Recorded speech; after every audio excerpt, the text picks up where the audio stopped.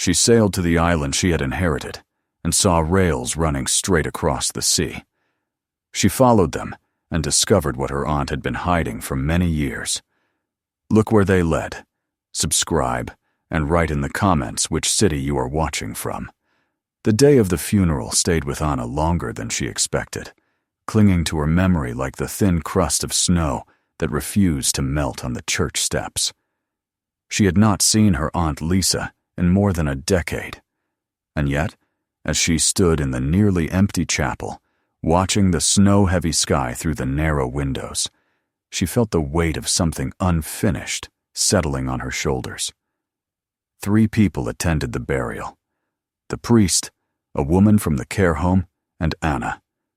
It struck her as profoundly unfair that a woman who had lived with such restless energy, whose mind had always burned toward the impossible, would depart with so little ceremony.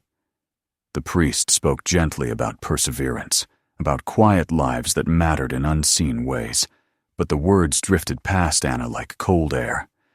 She had come out of duty, not sentiment, or so she told herself. She had come because someone had to.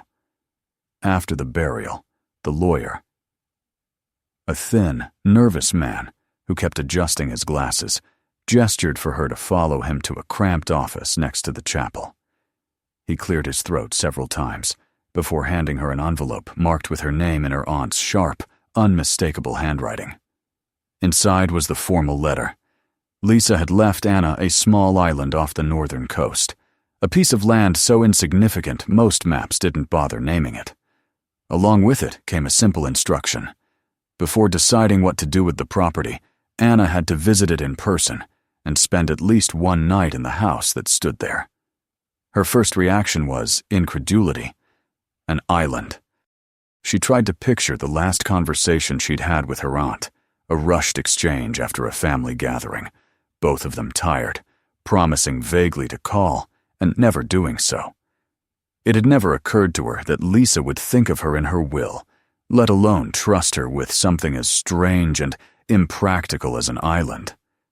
The lawyer watched her carefully, as though expecting an argument or refusal, but Anna only nodded, slipped the papers into her bag, and left the office with the cold wind pushing at her back.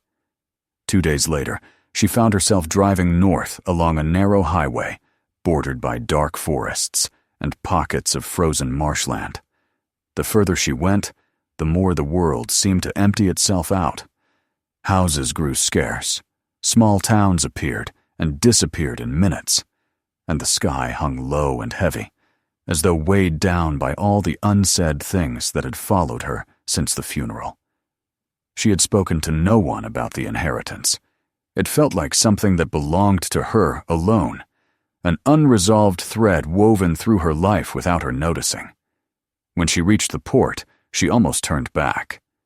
The town consisted of a handful of weather-beaten buildings crouched near the shoreline, their windows fogged by sea air. Nets hung from wooden posts, like abandoned cobwebs. A few men in thick coats watched her unload her bags, their expressions half curious, half amused, as though they guessed she was here for something unusual. One of them, a fisherman with a scar beneath his eye, nodded toward her rental car. "You heading to one of the outer rocks?" he asked. She hesitated before answering that she was going to the island left to her by her aunt. At the mention of the name L. Larson, the fisherman let out a short laugh, not unkind, but edged with something that made Anna's stomach tighten. "Your aunt. She had ideas," he said. "Tried to build a road across the sea. People talked about it for years." Anna frowned, assuming he was exaggerating or speaking metaphorically, but he only shrugged and gestured toward the water. "If you're going to her island, you'll see. Hard to miss." The man directed her to an older fisherman named Oscar, who still made trips to the outer islands when weather allowed. Oscar agreed to take her, though he eyed her luggage and city boots with clear skepticism. As they loaded her bags onto the small boat, the wind picked up, carrying the sharp, metallic scent of winter waves. The air felt as though it had been filtered through ice.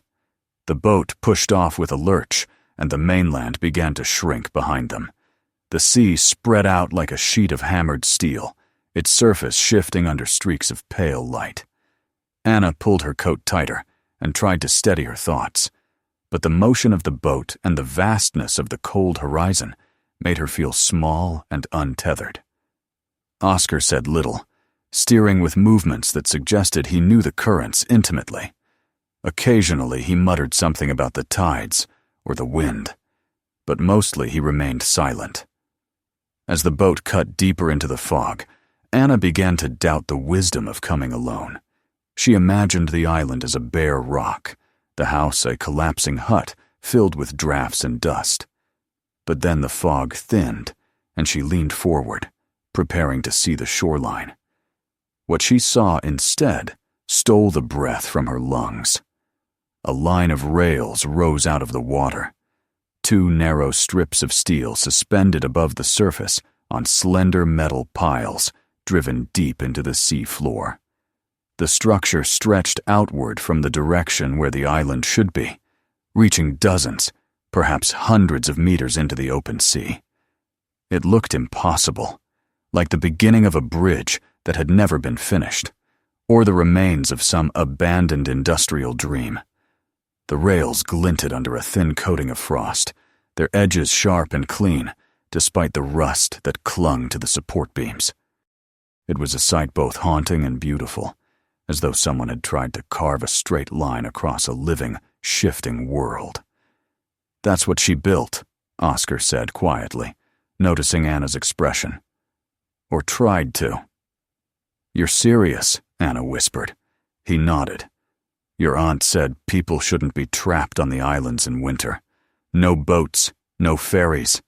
She wanted a train. A small one, maybe just a cart at first. But a way to cross. She got farther than anyone expected." Anna stared at the rails, trying to imagine her aunt alone in the freezing wind, welding pipes and hammering beams, while storms gathered over the horizon. She had always been stubborn, but this was something else entirely. It was not eccentricity.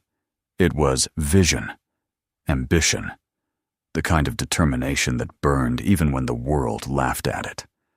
The boat circled toward the island, a small, dark shape rising from the water, like a sleeping animal curled beneath the sky. The house appeared a moment later, a simple wooden structure standing above the shoreline, its roof bowed under the weight of accumulated snow. A thin trail of smoke curled from the chimney. At first, Anna thought she imagined it, but then she realized it was only a trick of the gray sky shifting behind the structure. They docked at a narrow wooden landing, and Oscar helped her unload her bags. He looked toward the island with something between caution and respect. "She spent a lot of time here," he said. "More than people knew." "Did anyone ever come to help her?" Anna asked. "Not after the first year," he replied. "People said she was stubborn. Maybe she was. But she did what she believed in." After he left, taking the boat back into the fog, Anna stood alone on the island. The silence felt enormous, broken only by the rhythmic tapping of frozen branches against the house and the distant hum of the rails as the wind moved across them. She took a slow breath, feeling the cold fill her lungs, then walked toward the house. Inside, the air was surprisingly clean, as though someone had aired the place recently. The walls were lined with shelves cluttered with tools, notebooks, tin containers, and rolled blueprints. A chair sat beside the window, and a heavy wool blanket hung over it, the fabric worn in places where hands had grasped it. She set her bags down and began exploring the room, drawn to the papers that littered the table. What she found there changed everything. The blueprints were marked with her aunt's writing precise measurements, diagrams, annotations, calculations that Anna could not fully understand, but recognized as the work of someone who took engineering seriously. There were sketches of load-bearing structures, notes on wave patterns, even summaries of coastal erosion studies. And at the bottom of one page, written in a careful hand, Version 1, Preliminary. We'll build. We'll test. We'll prove it possible. Another note in red ink. They laugh because they don't see what I see. But the sea is not an enemy. It simply needs to be understood. Anna felt a tremor run through her as she traced the letters with her fingertips. Her aunt had not been chasing a fantasy. She had been designing a solution. A bold one, a difficult one, but a real one. The rails were not the relic of a delusion. They were the foundation of an idea that might have changed the lives of everyone who lived on these scattered islands. She continued reading late into the night, piecing together fragments of Lisa's struggle. The rejections from funding committees, the ridicule from townspeople, the countless setbacks inflicted by storms. Yet through it all, her aunt persevered, sometimes alone, sometimes with brief help from others who drifted in and out of the project. The final pages of one notebook described the exhaustion of working through winter, her hands cracked and bleeding from cold, yet still writing. If I don't finish, maybe someone else will. No dream is wasted if it leaves a trace. Those words held Anna in place for a long time. She closed the notebook slowly, feeling something inside her shift, as though the room had refocused itself around her. The house was no longer a forgotten relic on a forgotten island.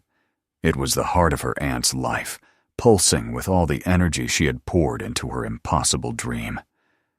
As the wind rattled the windows and the rails outside hummed softly under the weight of the night air, Anna felt a sense of connection she had not expected, something close to responsibility, and something even closer to the early stirrings of purpose. She lay awake for hours, listening to the distant sea as though it carried her aunt's unfinished voice. She had come to the island out of obligation, but she understood now. She would not be leaving so easily. Morning arrived quietly on the island, though arrived felt like too strong a word for the way the sky merely lightened from black to a softer shade of charcoal. Anna had slept poorly, wrapped in layers of blankets that still couldn't stop the drafts that slipped through the floorboards and doorframe. Every time she closed her eyes, she saw the faint outline of the rails stretching out across the water, gleaming under the moon as if calling her.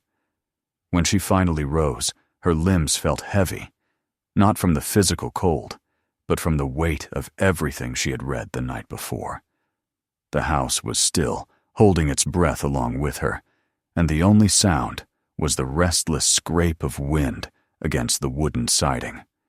She made tea on the old stove, watching the kettle tremble slightly with each gust of wind.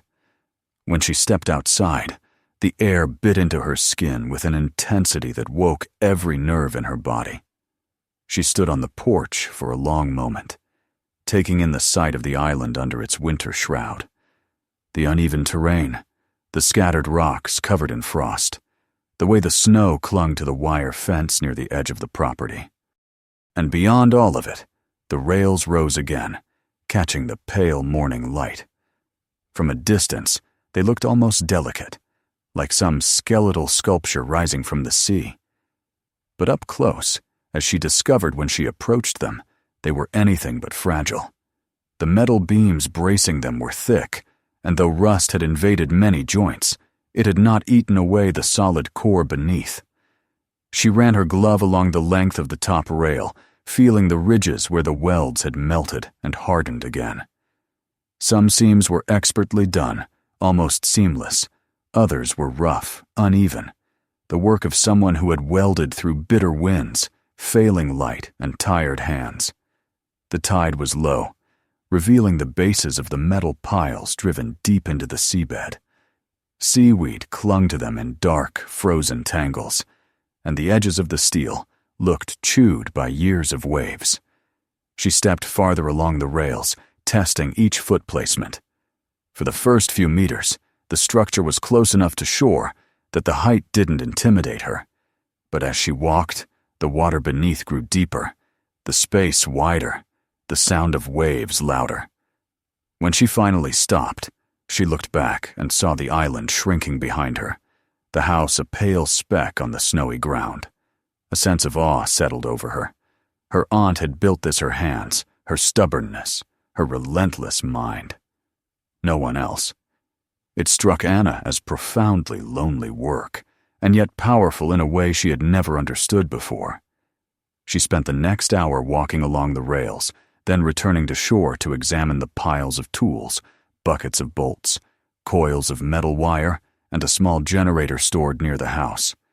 Some items were rusted and ruined, others perfectly preserved beneath tarps and layers of plastic. She wondered how often her aunt had come here in her final years, tending to these pieces of machinery, guarding them like parts of a living organism. Later, when the cold forced her back indoors, she sat again at the table covered in blueprints. She leafed through them with more care this time, trying to see not only the technical details, but the story they hinted at. Some sheets showed early designs, almost playful, with notes like, "Too light will snap under first storm," or "Test alternative alloy." Others were far more sophisticated, with layering techniques she recognized from architectural textbooks. The handwriting varied from neat and controlled to frantic and slanted, sometimes drifting into the margins when ideas outpaced the space available. She found letters, dozens of them, in folders tucked behind the stove. They were responses from engineering firms, maritime authorities, funding committees. Each one rejected her aunt's proposal in a slightly different tone, overly sympathetic, dismissive, bureaucratic, or openly mocking. And in each, the same message repeated: impractical, unsafe, unrealistic, unnecessary. One, written by a coastal planner, had scrawled in red ink across the bottom: "You're trying to build a road through the ocean. It's not a metaphor. It's madness." Yet none of this had stopped Lisa. If anything, the rejection letters seemed to grow more frequent during the years when the rails progressed the most. But the most haunting discovery came when Anna opened a notebook bound in cracked leather, thicker than the rest. Inside were logs dated entries extending over nearly 15 years. Some were short, just lines about weather patterns or metal fatigue. Others were pages of reflection and worry and fierce determination. There were entries describing the two students who had helped at the beginning, fresh out of university, their idealism briefly aligning with Lisa's dream before fear and exhaustion drove them away. One entry described a storm that struck without warning, tearing down an entire section of rails and nearly pulling one of the students into the sea. "He quit the next day," Lisa had written. "I don't blame him. The sea always tests us. What matters is whether we return." Later entries were lonelier. The handwriting grew smaller, more cramped. She wrote about waking up with numb fingers, about welding alone under moonlight, about hearing the laughter of locals drifting from the harbor when she went to town for supplies. "They think I'm a ghost," she wrote once, "a story to tell newcomers. But ghosts don't build. I build." As Anna read, she felt each line settling deeper into her, reshaping her understanding of the woman she had dismissed as eccentric.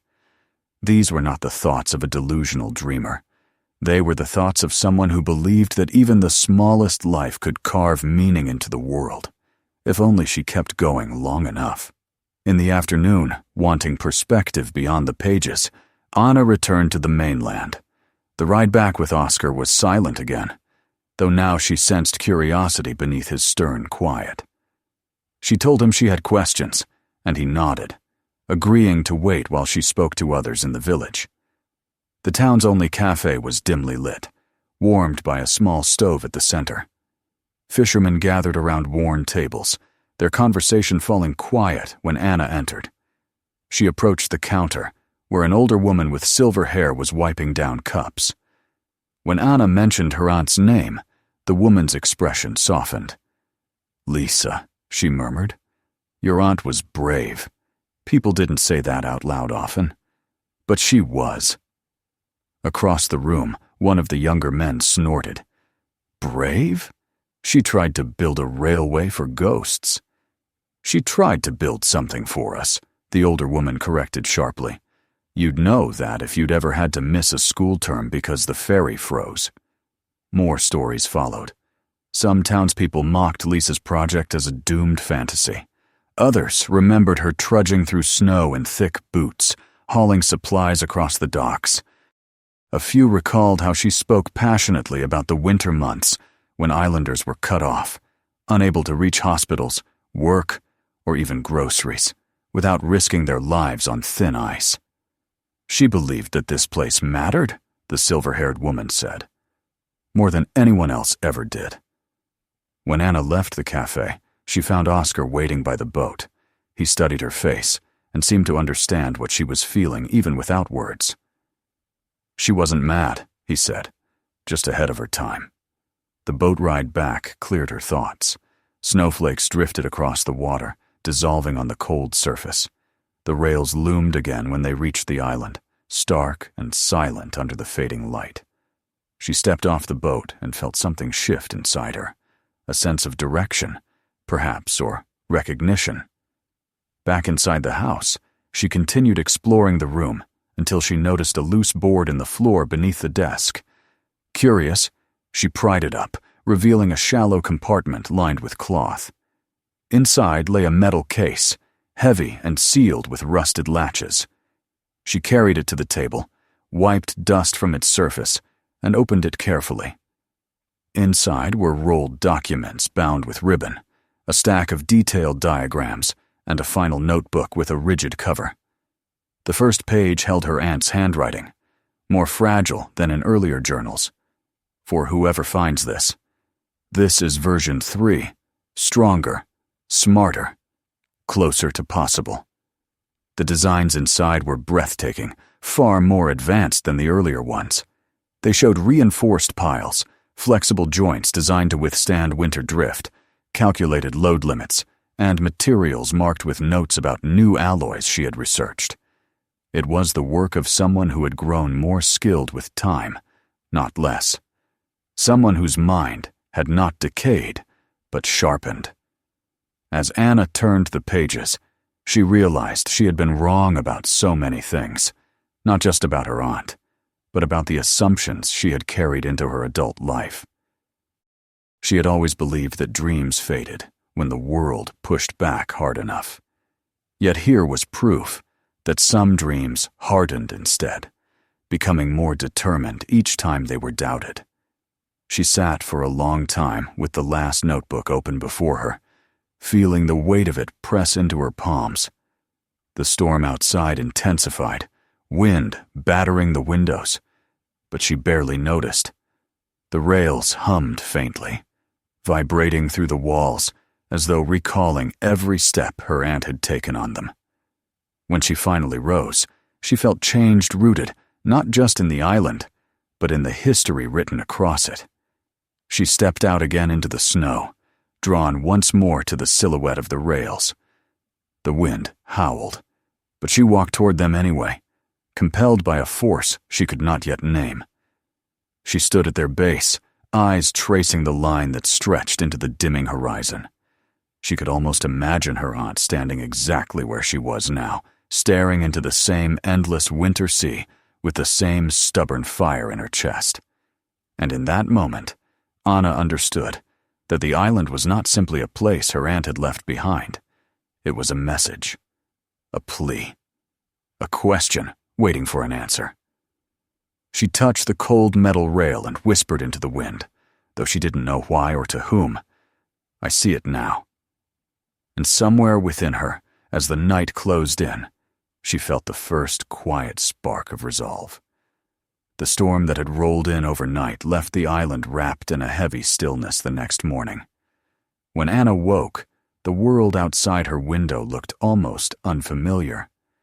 An expanse of muted white and blue, where the sea met the sky in a seamless horizon. Snow clung to the railings outside the cottage, cushioning every sound and turning the coastline into something soft and untouched. For a moment she lay motionless, listening to the muffled quiet, the faint ticking of the stove cooling in the next room, and the steady rhythm of her own breathing. It felt as if the entire island was holding itself very still, waiting for her to rise and continue what she had begun yesterday among her aunt's scattered papers. She dressed slowly, her muscles stiff from the cold and from the uneasy sleep that had followed her long night of reading. Her mind returned again and again to the image of her aunt, standing proudly beside the first rails, smiling into the wind, as if she could already see the finished line stretching across the sea. It was a version of Liza she had never known in life, a woman full of fire, pushing against the stubborn weight of the world. And yet, in the dim light of morning, Anna felt as though she was beginning to understand her in a way she never had before. When she stepped outside, the cold hit her with a sharp, bracing force, filling her lungs with air that felt both painful and cleansing. The sky was a pale gray dome above her, streaked with the remnants of the storm. But the wind had calmed, and the sea moved in gentle, rhythmic heaves along the rocky shore. She walked toward the rails without fully deciding to, her feet following the same instinctive pull that had led her there the morning before. As she approached the edge of the island, the rails appeared once again, rising like an apparition from the fog, their long, thin beams stretching out over the water with the same quiet defiance that had startled her on her first day here. In daylight, they looked even more fragile, as though one strong wave would be enough to snap them and send the entire structure crashing beneath the surface. Yet, as she examined them more closely, she saw the truth her aunt must have known from the beginning. The beams were corroded by time, but not weakened. The joints were rusted, but still solid. The foundations, though weathered, had been anchored deep into the stone bed beneath the island with a precision that spoke of skill, not madness. Liza had built the first segment of her dream with her own 2 hands, or at least with whatever help she could muster, before the world turned its back on her. Anna walked slowly along the rocky path parallel to the rails, her boots crunching through crusted snow. The sea below whispered against the supports, sending up occasional bursts of icy spray that caught the morning light. She paused when she reached the point where the rails extended farthest, the last section before the water deepened to a darker, more unknowable blue. Here the structure ended abruptly, the final support beam standing alone like a sentinel watching the empty horizon. Beyond it lay nothing but open sea and the faint promise of clouds gathering on the edge of the world. She closed her eyes and tried to imagine what her aunt must have felt the day she stopped building here. Had she stood in this very spot, looking out at the endless ocean, believing with absolute certainty that she would return with more supplies, more funds, more strength? Or had she known somewhere deep inside that this was as far as she would get? The thought tugged at Anna's chest with a strange ache. She wished she could ask her. She wished she could hear Liza's voice now, explaining everything she had hoped for, everything she had fought for, everything she had lost. The wind picked up slightly, brushing past her with a low sigh and carrying the faint scent of iron and salt. It was then that she noticed something unusual beneath the rails, half buried among the rocks, a rectangular wooden crate, its surface warped by moisture and age. She knelt and brushed the snow away, revealing a faded stencil across the lid. SR We1. C-Rail, the initials Liza had used in her notes. Her pulse quickened. She found a loose stone and pried the lid open with slow, cautious pressure. The hinges, though rusted, gave way with a dull groan. Inside the crate, wrapped in layers of oilcloth, lay several metal clamps, bolts, a small hand drill, and a folded tarp that smelled faintly of old machinery. Underneath these tools lay something even more curious, a stack of waterproof notebooks identical to the one she had already found inside the cottage. She lifted the top one carefully and opened it. The pages were filled with diagrams of the ocean currents around the island, calculations about load distribution, sketches of experimental support designs. The handwriting was firm, unwavering. Anna recognized the steady movement of letters. Her aunt had been working out here right until the end. One page in particular caught her attention. It was dated only a few months before Liza's death. The ink had run slightly, as though the notebook had been exposed to light rain, but the words remained legible. Tested the reinforced supports again. The new model is stable. If I can get the supplies before winter sets in, I can extend the line another 50 meters. The dream isn't dead. Not yet. Anna read the line 3 times before closing the notebook and pressing it against her chest. Something inside her shifted then, a quiet but resolute certainty that she hadn't expected to feel. This dream, this impossible dream, was not madness. It was not the whim of a lonely woman or the misguided ambition of a stubborn engineer. It was something that had been built with clarity, with vision, with determination. And now, for reasons she had only begun to understand, it had been placed into her hands. She remained there for a long time, listening to the creak of the beams and the soft whisper of waves beneath her. The island around her seemed larger, fuller, as though the rails themselves were drawing breath again. When she finally stood and began making her way back to the cottage, the cold no longer felt as sharp. Her steps were steadier, her heartbeat calmer, though her mind raced with thoughts she couldn't yet untangle. Inside, she lit the stove again and laid the crate's contents out on the table. There was no denying it anymore. Liza had been preparing to continue the line. She had designed new supports, refined the design, planned for expansion. But something had stopped her. Illness, perhaps, or the unyielding strain of age. Whatever the reason, the last steps of her work had been left unfinished, not by choice, but by time itself. As the afternoon deepened into a muted winter evening, Anna sat at the table with her hands clasped around a warm mug. The cottage seemed charged with a quiet energy she hadn't noticed before, as if the air itself held layers of memory waiting to be uncovered. She opened one of the notebooks again, letting her eyes skim across the equations, the sketches, the brief but determined notes. She could almost hear her aunt's voice in the margins, urging her forward, pulsing with the same relentless drive that had carried her through years of ridicule and loneliness. At some point, the thought formed slowly in Anna's mind, so quietly that she didn't realize she had settled into it until she was already nodding to herself. If she truly wanted to honor her aunt's memory, if she wanted to understand who Liza had been beyond the thin, awkward family exchanges, she would have to do more than simply sort through the remnants of her life. She would have to step into the dream Liza had left behind.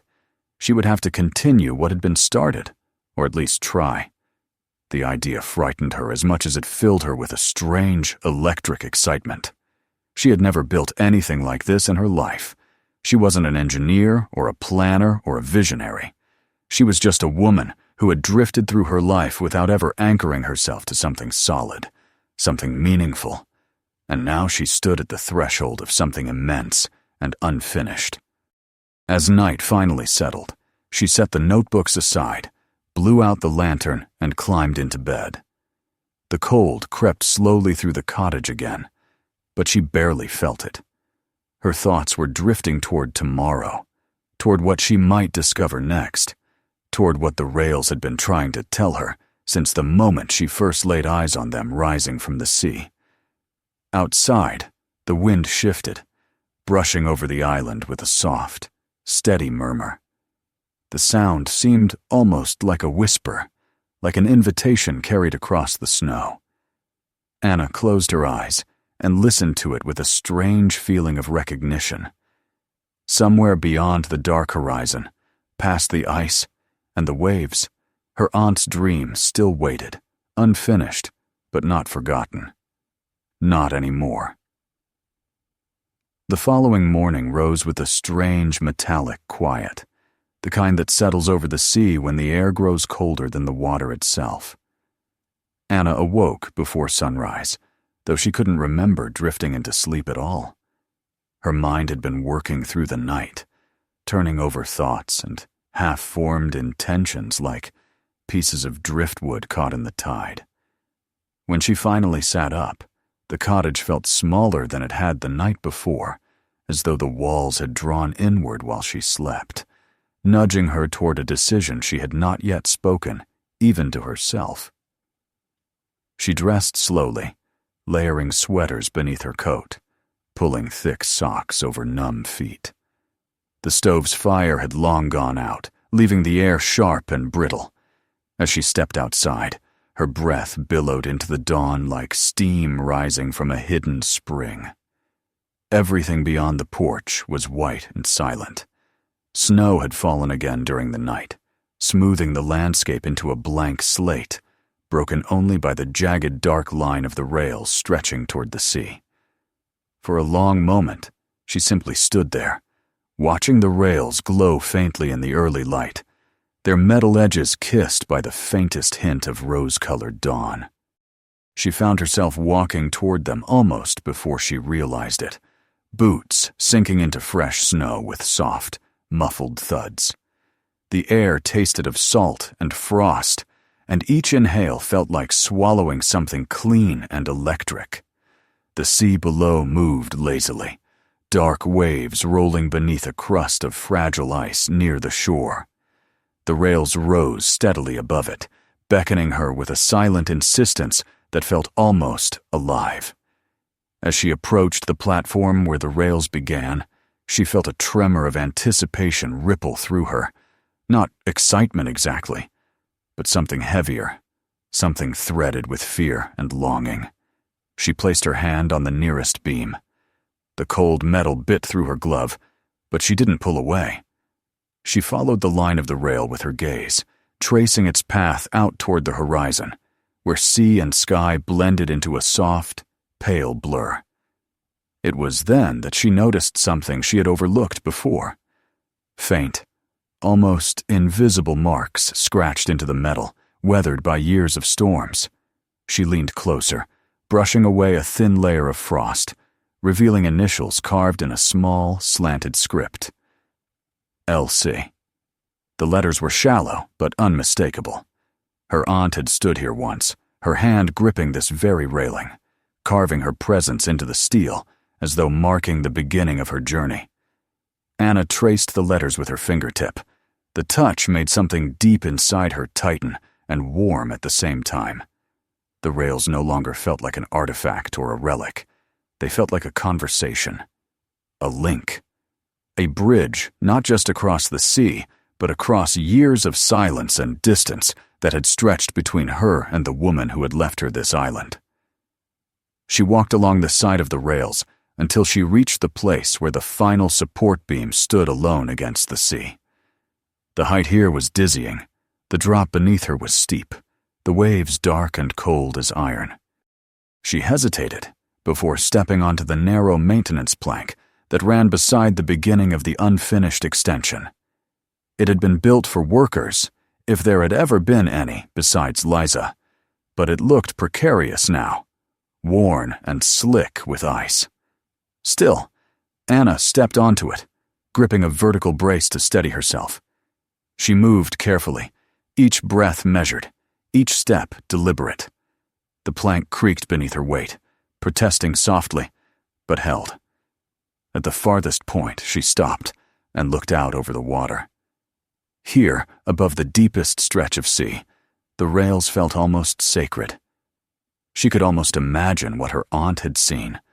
Vast possibility. A line drawn from hope into the unknown. The kind of vision that made one willing to build and rebuild through storms, through loneliness, through the cruel laughter of those who couldn't see beyond their own shores. When she finally tore her gaze away, she glanced down at the base of the beam, where snow had gathered in uneven piles. Something dark protruded from the drift metal, perhaps wood. She crouched carefully, cleared the snow away, and discovered a small, rusted box, its latch frozen shut. With effort, she pried it open. Inside were several laminated sheets, stiff and cold, their edges curled from age and damp. They contained a detailed structural analysis. Calculations, sketches, and handwritten notes in the same bold script she had come to recognize. But one sheet made her breath catch. It was dated only weeks before Liza had died. Test successful. The final support model is strong enough. If the weather holds, I can begin the new segment in spring. If not, then whoever comes after me must decide what the sea deserves. Anna read the line several times, the words sinking slowly into her. Whoever comes after me. Her aunt had known, or hoped, or wished. The knowledge made her heart ache with a mix of grief and gratitude so sharp she had to close her eyes for a moment. Later, when she returned to the cottage with the rusted box tucked under her arm, she felt a new tightness in her chest. Not fear, not sorrow, but purpose. She placed the box on the table beside the notebooks and unfolded the laminated sheets. The diagrams were more advanced than anything she had seen so far, iterations of the rail design made stronger, more flexible, more suited to the brutality of winter seas. Her aunt had been learning, improving, evolving the dream. And now the dream had reached her, not ruined, but paused, waiting. She spent hours studying the notes, cross-referencing the formulas with the diagrams, tracing the lines of force distribution across the beams. It was not easy work. She had never been an engineer, never dealt with the mathematics of ocean structures, but the more she read, the more she understood. The logic was there, buried in symbols and sketches, revealed slowly through her aunt's steady, determined hand. And beneath the logic, there was something else, an emotional architecture just as intricate and stubborn as the metal beams rising from the sea. As afternoon settled into the fragile light of early evening, Anna pushed back from the table and stood slowly. Her eyes were tired, her fingers stiff, but something inside her felt sharper than it had in years. She stepped outside again, letting the cold evening air fill her lungs. The horizon was turning the faintest shade of lavender, and the rails glinted with a soft glow, as if responding to the fading sun. She followed the path toward the shore, her boots crunching with each step. When she reached the beginning of the rails, she stopped and stared out over the water. The sea was calm, and the silence felt almost reverent. She closed her eyes briefly, letting the cold wind brush against her cheeks, letting the smell of salt and snow ground her. And then, without speaking aloud, without writing anything down, she made her decision. She would continue the project. Not out of obligation, not out of guilt, not even entirely out of love for the woman she wished she had known better, but because the dream felt larger than its creator, because the rails rising from the sea were no longer just an unfinished idea. They were a testament, a question, a challenge that resonated with something inside her she had not realized was waiting to be awakened. She turned away from the shore and began walking back to the cottage, her steps sure and steady despite the shifting snow. She felt the weight of what she had chosen settle onto her shoulders, but it was not a burden. It was a cloak, a mantle. And as the light faded and the first stars emerged above the quiet winter sea, she felt, for the first time in years, that she was exactly where she needed to be. When she reached the cottage, she paused at the door and looked back once more at the silhouette of the rails, stark and beautiful against the darkening horizon. They no longer seemed like a relic of someone else's impossible dream. They seemed like the beginning of her own. and somewhere deep in the stillness of the island, she felt an echo faint but unmistakable, as if her aunt were standing beside her in the snow, nodding silently in approval. If you want more stories like this, subscribe and turn on notifications. Watch the next video and share this one with someone who might need it.